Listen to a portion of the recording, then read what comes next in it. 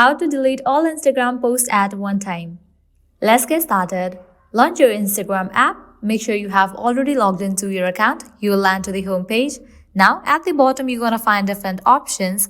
Go ahead and click on the profile option given at the bottom right corner.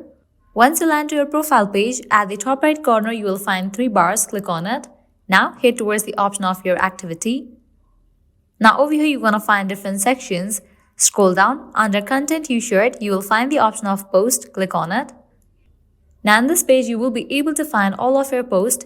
In order to delete all the posts at once, what you have to do is click on this option of select given at the top right corner. Now, check in for all the posts that you want to delete.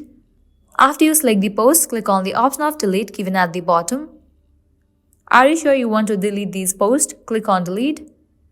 With that, all of your posts will be deleted at one time. Well, this is how you can easily delete all Instagram posts at one time. At the end, if you guys find this video helpful, don't forget to like, share and subscribe to our channel. Thank you.